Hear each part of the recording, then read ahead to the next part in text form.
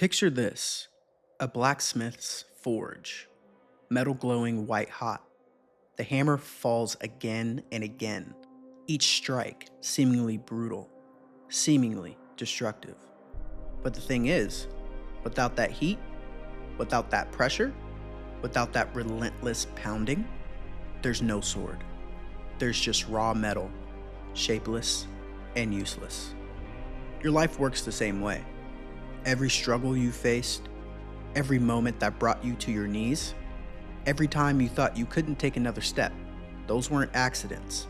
They weren't punishments from the universe. They were invitations to rise. Adversity isn't punishment. It's what sculpts you into the finest, sharpest blade you want to be. Let's get real about something. Pain doesn't feel good. It's not supposed to. But pain has a job to do, and it's ruthlessly efficient at it. Pain strips away everything that's not essential. It shows you what you're actually made of when all the comfortable lies fall away. Think about it. When life is smooth, when everything's going your way, what are you learning? You're coasting. You're operating on autopilot. But when adversity hits, when the pressure mounts, that's when you discover capabilities you didn't know existed. A muscle only grows when it's stressed beyond its current capacity. Your character works exactly the same way. Comfort breeds stagnation. Adversity breeds titans. Here's what I mean. Look at a tree that's grown in perfect conditions. Sheltered, watered, never challenged by wind. Its roots stay shallow. But a tree that's battled storms, that's bent but refused to break, develops roots that run deep and strong. The storm wasn't able to destroy it. It couldn't even think of destroying it. The obstacle isn't in your way. The obstacle is the way. I want you to understand something that'll change how you see every setback, every failure, every moment when things don't go according to plan. You can't actually lose in life. You can either win or you can learn. You either rise by succeeding or rise by learning. Both are viable options. Every outcome teaches you something. Success teaches you what works. Failure teaches you what doesn't. Teaches you what to adjust and what to strengthen.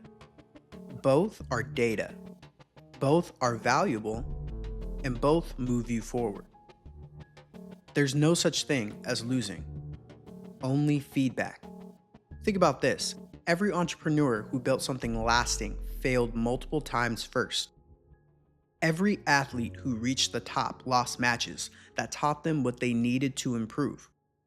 Every artist who created something beautiful first created things that weren't. The difference between people who succeed and people who don't isn't talent. It's not luck. It's how they interpret setbacks. Winners see setbacks as information. Losers see them as verdicts. Your interpretation of life's challenges determines your destiny.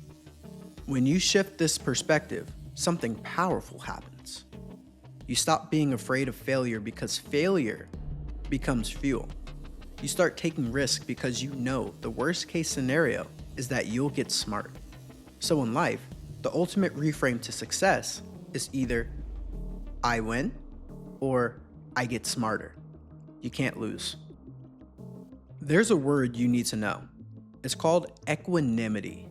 It means staying calm in chaos, balanced in both victory and defeat. It's the ability to remain centered when everything around you is spinning out of control. And here's the thing. Adversity is the only teacher that can develop this skill. Equanimity is power, the ability to remain unmoved while the world shakes. When you're going through hell, you have two choices. You can let it consume you, let it dictate your emotional state, let it convince you that this moment defines you. Or you can develop the skill of stepping back, in observing your circumstances without being owned. This isn't about becoming emotionless. It's about emotional mastery. It's about feeling everything while being controlled by nothing. Mastery isn't avoiding the storm. It's learning to dance in the rain. The ancient Stoics understood this. They practiced seeing challenges as training exercises. They asked themselves, how is this making me stronger? What is this teaching me about myself? When you develop equanimity, you become untouchable. Not because nothing can hurt you, but because nothing can break you. Your brain is constantly rewiring itself based on your experiences. Neuroscientists call this neuroplasticity. Every challenge you face, every difficult situation you navigate, literally changes the structure of your brain. Pain breeds resilience the same way repetition breeds confidence. Each time you push through difficulty, you're strengthening neural pathways that say, I can handle this, I've done it before. Every struggle is a software update for your character. Think about this. Stress hormones that feel terrible in the moment, cortisol, adrenaline, they're actually growth hormones for your brain. They force your mind to adapt, to find new solutions, and to develop capabilities you didn't have before. It's like lifting weights. The burn in your muscles isn't damage, it's your body getting stronger. The burn in your life isn't damage either, it's your spirit getting stronger.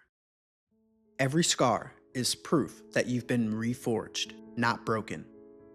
This is why people who've been through the most often have the deepest wisdom, the strongest presence, and the most unshakable confidence. It's because they've been tested, they've been proven, they know what they can survive. History is filled with examples of this principle.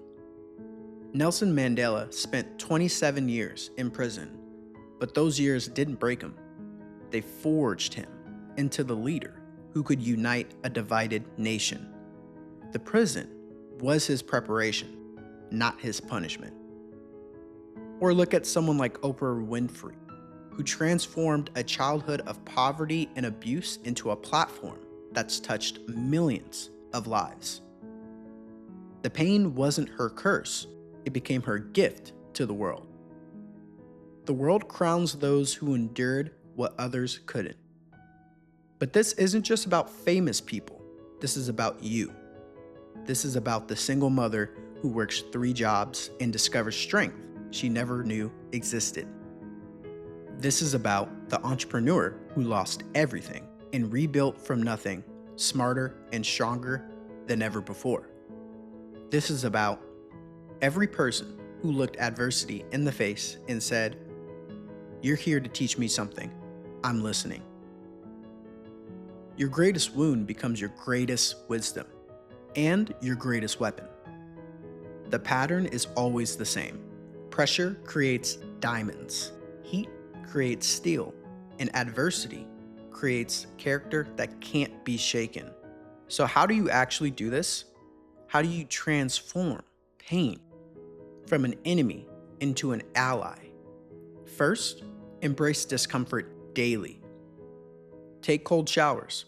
Work out harder than feels comfortable. Sit in silence when your mind wants distraction. Train yourself to be okay with not being okay. Comfort is fool's gold. Comfort is the Trojan horse. Comfort is your unsworn enemy. Voluntary hardship builds involuntary strength. Second, when adversity comes, and it will, ask better questions. Instead of, why is this happening to me? Ask, what is this teaching me? Instead of, when will this end? Ask, how can I grow through this? Your questions shape your reality, so choose them carefully. You can't choose your pain, but you can choose its purpose. Third, collect your victories. Keep a record of every challenge you've overcome. every difficult season you've survived, every time you thought you couldn't go on, but you did. This becomes evidence of your capacity, proof of your resilience, proof of your power. Here's the paradox that changes everything. The very things you've been trying to avoid, the struggles, the setbacks, the moments of pain, those are the raw materials of greatness. Don't run from adversity. Learn to lean in with equanimity. See it for what it really is: your training, your education, your preparation for the life you're meant to live. The forge is hot. The hammer is heavy. But you're not being destroyed. You're being made into something timeless, something sharp and full of utility in the battle of life. Remember, you can't lose in life. You either win or you learn. This is Mind Odyssey. Thanks for watching. And if this sparks something in you, feel free to subscribe for more insights. This is a place to become your higher self. And Mind Odyssey has much more up its sleeve. But until then, mold us one over.